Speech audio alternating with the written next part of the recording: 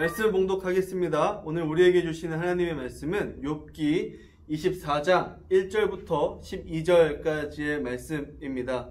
제가 봉독하겠습니다. 어찌하여 전능자는 때를 정해놓지 아니하셨는고, 그를 아는 자들이 그의 날을 보지 못하는고. 어떤 사람은 땅의 경계표를 옮기며 양떼를 빼앗아 기르며 고아의 나귀를 몰아가며 과부의 소를 볼모로 잡으며 가난한 자를 길에서 몰아내나니 세상에서 학대받는 자가 다 스스로 숨는구나. 그들은 거친 광야의 들나귀 같아서 나가서 일하며 먹을 것을 부지런히 구하니 빈 들이 그들의 자식을 위하여 그에게 음식을 내는구나. 밭에서 남의 꼴을 베며 악인이 남겨둔 포도를 따며 의복이 없어 벗은 몸으로 밤을 지새며 추워도 덮을 것이 없으며 산중에서 만난 소나기에 젖으며 가릴 것이 없어 바위를 안고 있느니라.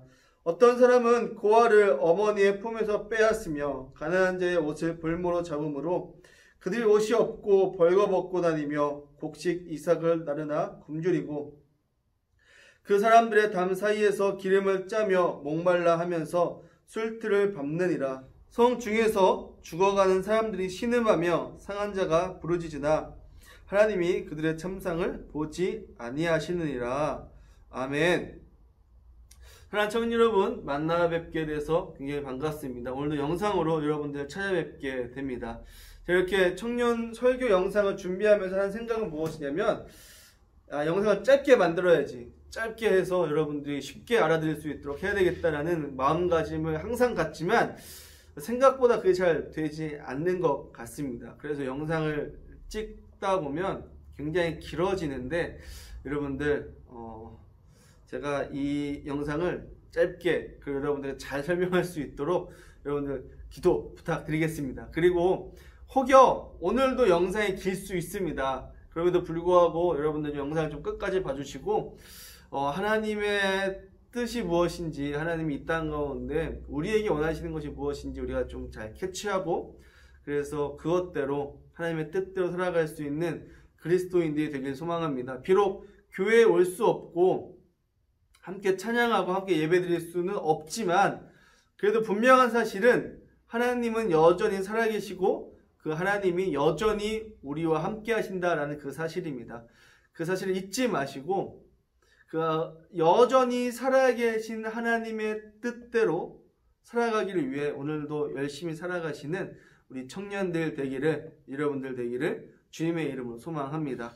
여러분, 제가 유튜브를 보다가 유튜브의 알고리즘이 저를 줄리엔 강의 영상으로 인도하였습니다. 그래서 그 영상을 보게 되었는데요. 그 영상은 어떤 영상이었냐면, 줄리엔 강이 가짜산의 2기를 지원했고, 그래서 가짜산의 2기 면접을 봤습니다. 그 면접 영상이 이제 유튜브에 공개가 됐는데, 줄리엔 강이 그 면접 영상 이후에 그 면접 영상 때 하지 못한 말들이 더 있어서 이렇게 영상을 한 번 더 찍게 되었다라고 이야기를 하면서 영상이 시작되어졌습니다. 그 영상에서 주된 내용은 무엇이냐면, 이제 줄리엔 강 나이가 올해로 39이 되었다라고 합니다. 많은 나이죠.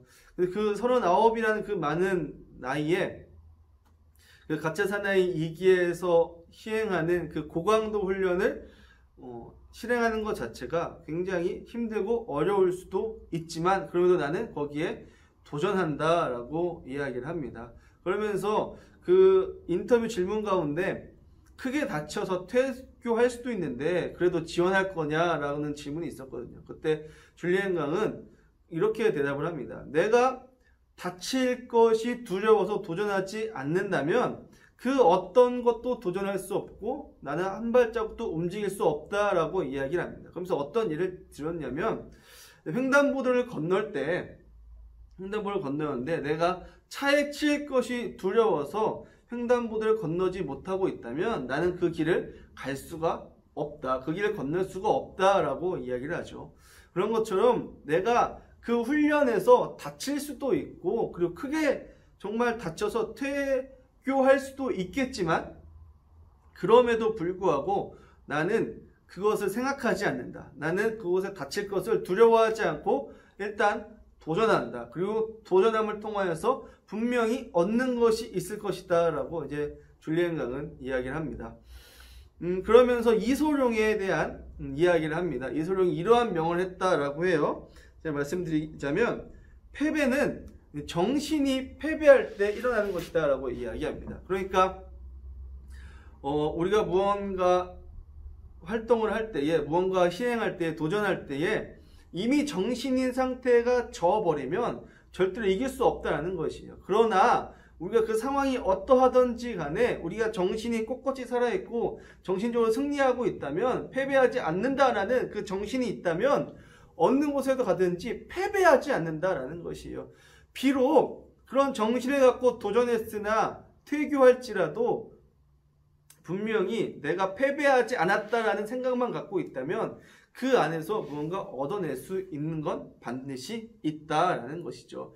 그러면서 이 무사투 훈련, 가짜 사나이를 받는 이 훈련은 정말 그 긴 인생 가운데서 짧은 고난일 수밖에 없다. 그러므로 나는 이것을 도전할 것이다 라고 이야기하는 그 줄리안 강의 영상을 보게 되었습니다.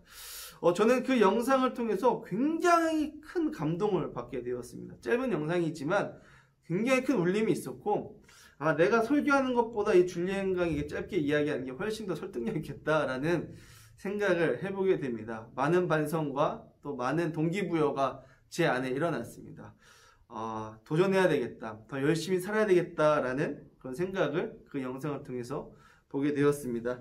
그런데요, 그 영상을 보고 난 이후에 제 머릿속에 한 가지 생각이 들었습니다. 어떤 생각이 들었냐면, 열심히 사는데, 정말 최선을 다해 도전하고 열심히 살아가는데 열심히 산 것만큼 뭔가 얻어내지 못하고 뭔가 이루지 못한 사람들이 이 땅 가운데 여전히 존재하고 있지 않은가라는 생각을 해보게 되었습니다.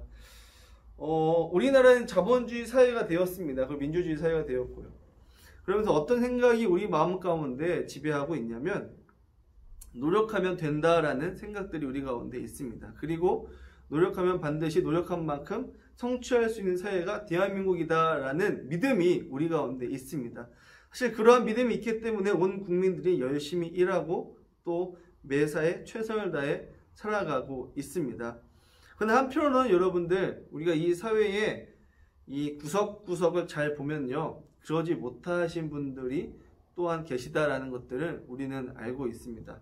그 사회의 안전망 밖에 계신 분들, 또는 한순간에 열심히 살았지만 한순간에 잘못된 선택으로 인하여서 모든 것을 잃어버린 분들, 정말 열심히 살았고 최선을 다했지만 원하는 만큼 성취를 이루지 못하신 분들, 그런 분들이 이 대한민국 가운데 많이 있다라는 것입니다. 그들에게 있어서 당신이 정신적으로 패배했기 때문에 그런 것입니다.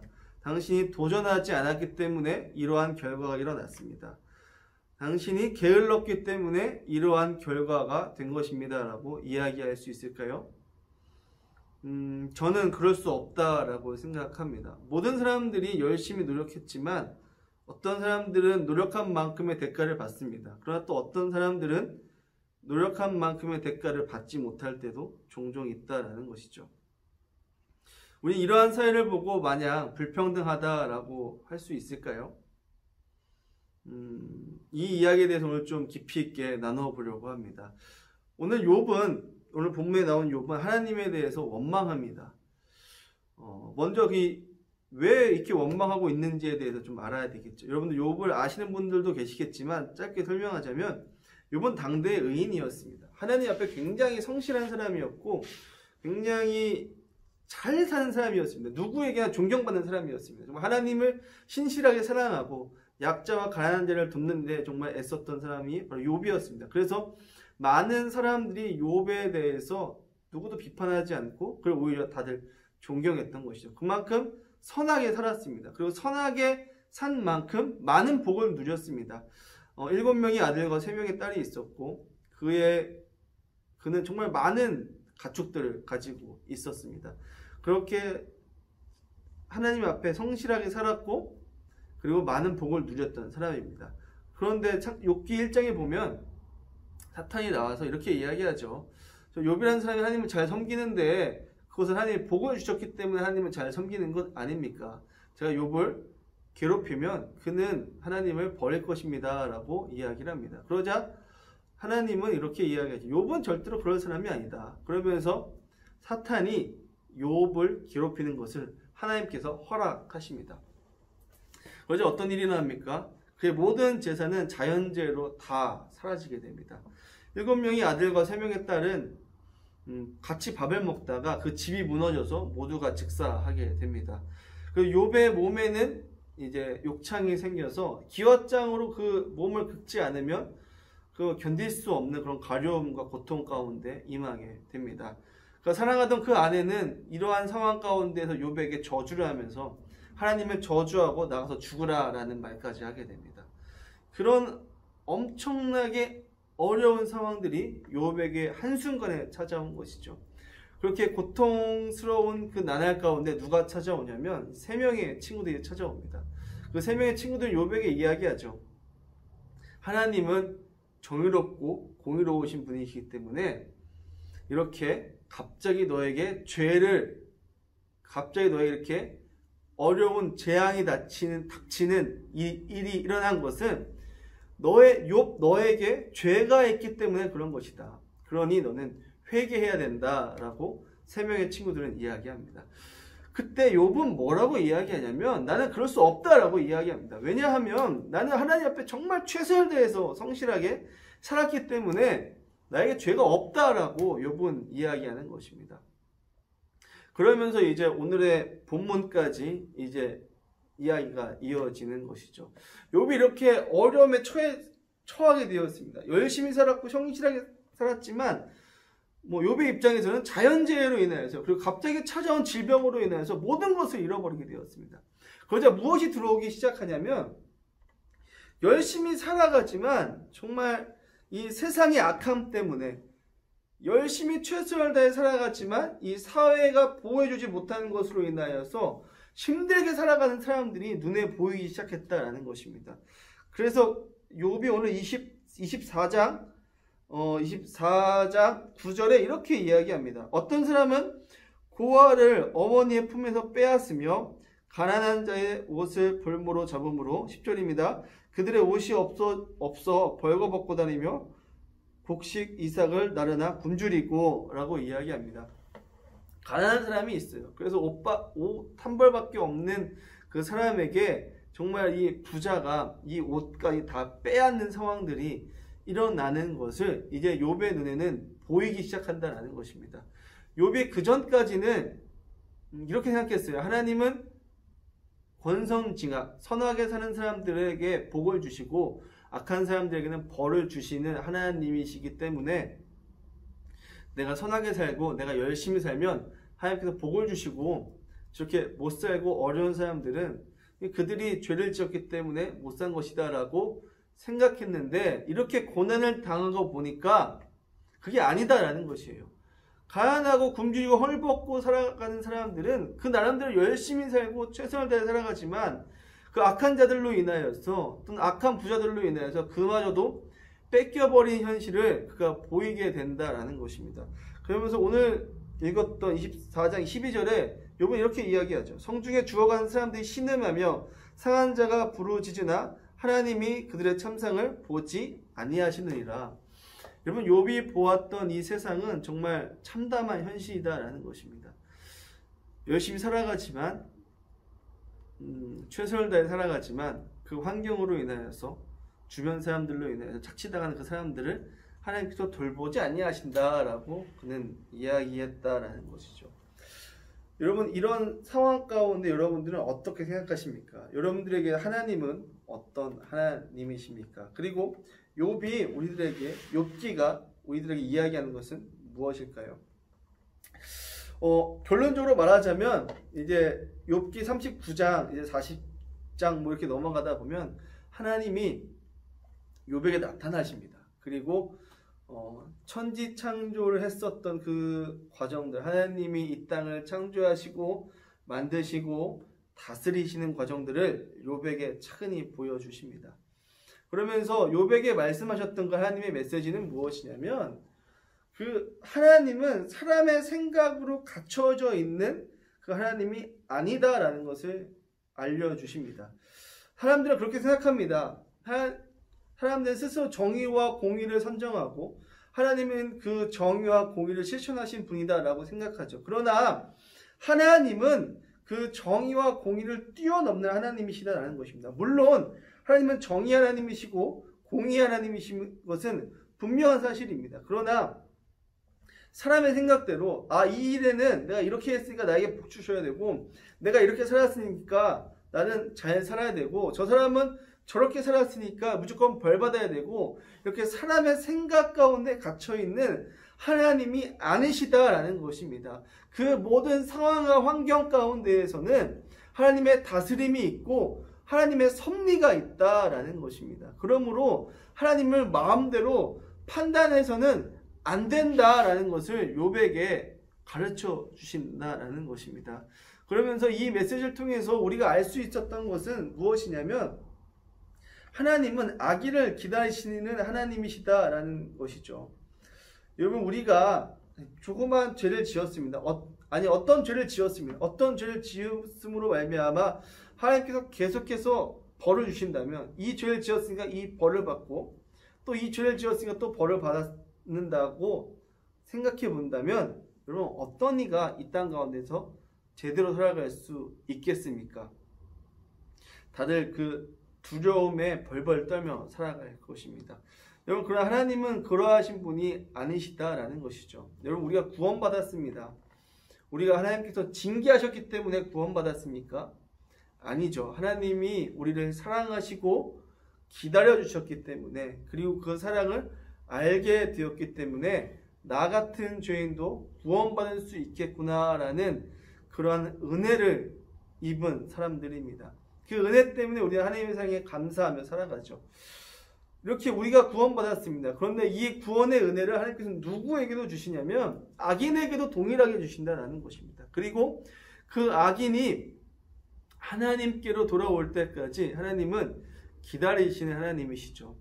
그렇게 악인은 이 땅 가운데 살아가면서 악한 영향력을 끼치게 됩니다. 그리고 그 사회에서 그 끼치는 악한 영향력으로 어떤 이들은 그 악한 영향력 때문에 열심히 일하고 최선을 다하고 하나님 앞에 성실하게 살았지만 어려움에 빠지게 된다라는 것입니다. 여러분 단지 이것은 제가 하나님의 그 이 땅을 통치하는 신비 중에 가장 작은 부분을 이야기한 것입니다. 모든 것을 이 세상의 모든 것을 하나님께서 악인을 기다리신다라는 것을 다 끼워 맞출 수는 없습니다. 그러기에는 또 너무나도 많은 사람들이 고통 가운데 빠져 있기 때문에 모든 것이 그렇다라고 할 수는 없습니다. 그렇기 때문에 이 땅은 하나님의 신비로 가득 차 있고 하나님께서 우리가 알지 못하는 또 놀라운 섭리로 이 땅 가운데 임하시고 통치하시고 운행해 나가신다는 것이죠. 분명한 사실은 무엇이냐면 어쨌든 이 땅 가운데 악이 존재한다는 것이고 그리고 이 땅 가운데 그 악이 존재함으로 인해서 고통받는 자들이 있다라는 것입니다. 그럴 때에 우리 그리스도인들은 어떻게 행동해야 되느냐라는 것입니다. 이 악이 여전히 존재하는 이 세상 가운데 여러분 우리는 어떻게 해야 될까요? 하나님이 우리에게 원하시는 것은 무엇일까요? 악하고 어려운 일 때문에 너희들이 악하고 어려운 일을 당했지만 그런 사람들에 대해서 너가 잘못했기 때문에 이렇게 된 거야 라고 정죄하는 것을 원하실까요? 아니면은 그들에게 가서 따뜻하게 안아주고 그들을 돌봐줄 뿐만 아니라 그러한 사회적 악이 그들에게 뻗치지 않을 수 있도록 시스템을 구축하는 것, 하나님은 우리에게 무엇을 원하실까요?